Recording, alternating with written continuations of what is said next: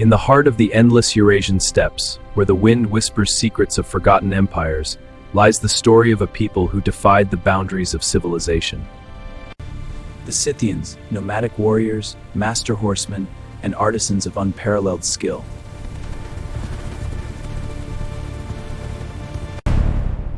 For centuries, they roamed from the Black Sea to the borders of China, leaving behind a legacy etched in gold and shrouded in legend. But beyond their glittering treasures, a bolder truth emerges, the tales of fierce warrior queens. Women who rode into battle with bow and sword, challenging the very notions of gender and power in the ancient world. Join us as we journey beyond the Steppe, uncovering the Scythian Golden Legacy and the lost warrior queens who may have inspired the myths of the Amazons. The Scythians first thundered onto the stage of history around the 9th century BCE. Emerging from the vast grasslands that stretched like an ocean of green from the Carpathian Mountains in west to the Altai Mountains in the east. They were not a single nation but a confederation of tribes, Iranian-speaking nomads whose lives were intertwined with the rhythm of the seasons and the speed of their horses. Herodotus, the Greek historian often called the father of history, described them in his writings around 440 as a people who can shoot an arrow while riding away from their enemy, and who live not by tilling the soil but by cattle rearing.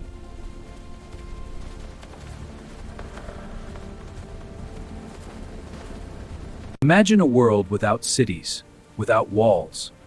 The Scythians were perpetual wanderers, their homes wagons pulled by sturdy oxen. Their wealth measured in herds of horses and sheep.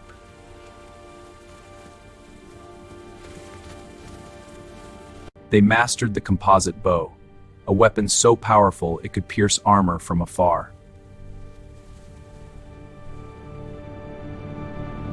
And they were among the first to perfect horseback archery, a skill that made them nearly invincible in battle.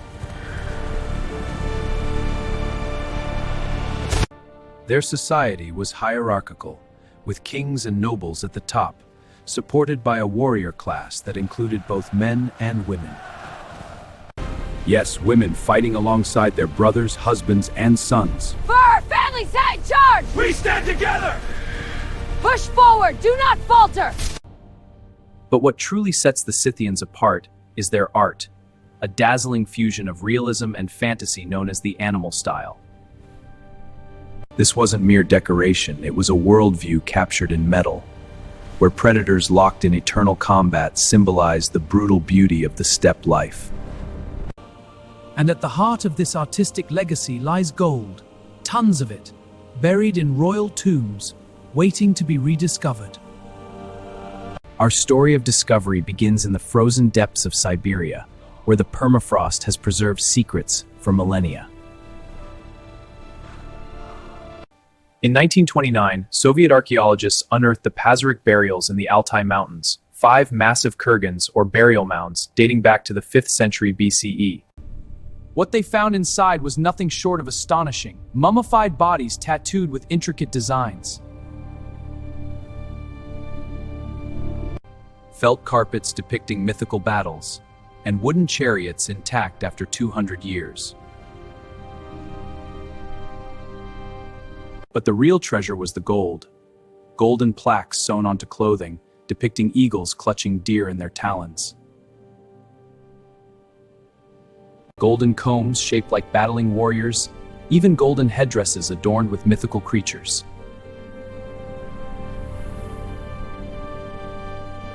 The Scythians believed in animism, where animals possessed spirits, and their art reflected a shamanistic reverence for the wild. Take the famous Golden Man from the Issyk Kurgan in Kazakhstan, discovered in 1969. This burial of a young noble, possibly a prince or even a princess, as debates rage, contained over 4,000 gold items. The figure's armor was covered in golden scales, each etched with triangles symbolizing mountains or perhaps the sun's rays. a dagger with a hilt shaped like a griffin. That mythical beast, part eagle, part lion, guarded the body. This golden man wasn't alone. Similar finds across the steppes suggest a widespread cult of solar worship and heroic ancestry. The craftsmanship is mind-boggling. Scythian goldsmiths used techniques like granulation, tiny gold beads fused onto surfaces, and filigree, delicate wirework, that rivaled anything from the Mediterranean world. They traded with Greeks, Persians, and even distant Chinese, incorporating influences while maintaining their unique style. Greek artisans, in fact, often worked for Scythian kings, creating hybrid pieces like the pectoral from Tolstaya Mogila. A massive golden necklace, showing scenes of daily life intertwined with mythical combats. Look closely at this pectoral. In the lower register, serene pastoral scenes of animals nursing their young. Above, a frenzy of predation. It's a microcosm of Scythian philosophy, the cycle of life and death, harmony and chaos. All rendered in gleaming gold. Weighing over a kilogram, it was likely worn by a high priestess or queen. A testament to the wealth flowing from trade routes like the Silk Road's precursors. But gold wasn't just for the living. Scythian burials were elaborate rituals.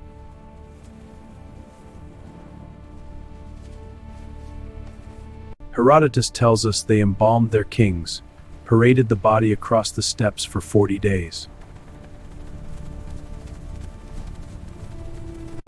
Then buried it in a chamber filled with sacrificed horses, servants, and treasures. The kurgans were engineered marvels, logs stacked in chambers, covered by earth mounds up to 20 meters high.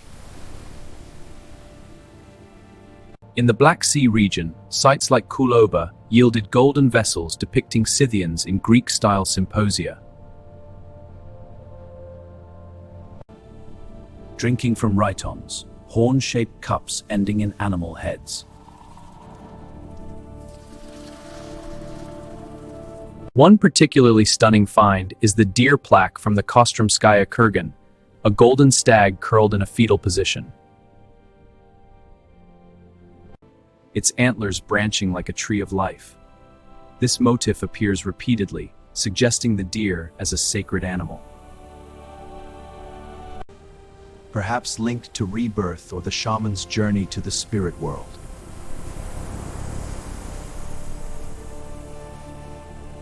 The Golden Legacy extends beyond artifacts. It influenced neighboring cultures. The Persians under Darius I clashed with Scythians in 513 BCE. Adopting their cavalry tactics, the Greeks immortalized them in art, like the Scythian archers on Athenian vases. Even in China, the Xiongnu nomads, possible Scythian kin, buried gold in similar styles. Yet, for all their golden splendor, the Scythians' most intriguing legacy is human, the warrior women who fought and ruled. Legends of Amazon warrior women have captivated imaginations since antiquity.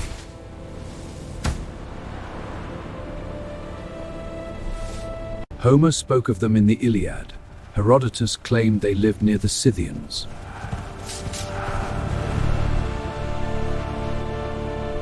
Mating with their men but raising daughters to fight. But were these myths rooted in reality?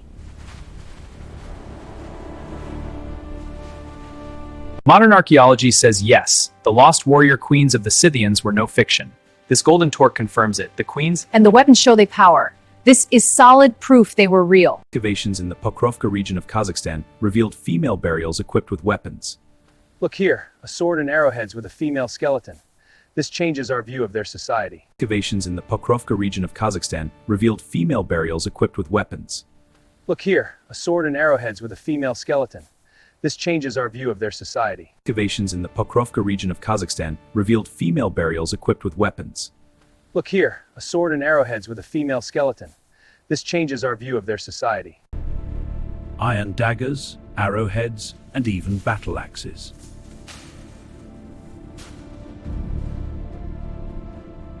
One skeleton, dubbed the Ice Maiden from the Ukok Plateau in 1993, was a tattooed woman in her 20s.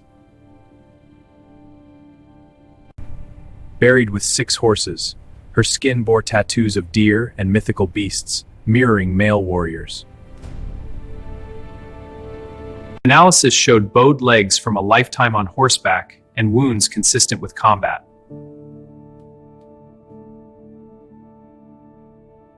But the breakthrough came with DNA testing. In 2019, a study of Scythian remains from Tuva, Russia, confirmed that several warriors buried with weapons were genetically female. One grave held a woman in her 30s with a battle axe embedded in her skull, evidence of a violent death in battle. These weren't anomalies. Up to 37% of Scythian warrior burials in some regions are female. Who were these queens? Herodotus names Tomyris, the Massagetae queen who defeated Cyrus the Great in 530 BCE. According to his account, Cyrus sought to conquer her people, but Tomyris warned him off. Queen Tomyris, yield your lands to Persia. Turn back, Cyrus, or face our wrath. When he persisted, she led her forces to victory, beheading Cyrus and dipping his head in a wineskin of blood. You wanted blood, and now drink your fill. Saying you wanted blood, now drink your fill. Tying to quote. Another legend is Spargapathus, a Scythian queen who avenged her husband's death. For my husband you will pay with your life. This I swear, by all the gods of the steppes. But archaeology gives us real names, or at least titles. The Golden Lady from the Akalaka kurgan was buried with gold jewelry and weapons. Her status equal to any king. We build on equality, together. Our foundation is shared strength. What drove these women to the battlefield? Scythian society was egalitarian in necessity. Nomadic life demanded everyone contribute. Women herded, hunted, and defended the tribe while men were away. There! The herd! Protect the tribe! We will endure! Women herded, hunted, and defended the tribe while men were away. There! The herd! Protect the tribe! We will endure! Girls were trained in archery from childhood, as evidenced by skeletal deformations in female remains, enlarged finger bones from drawing bows, asymmetric shoulders from riding.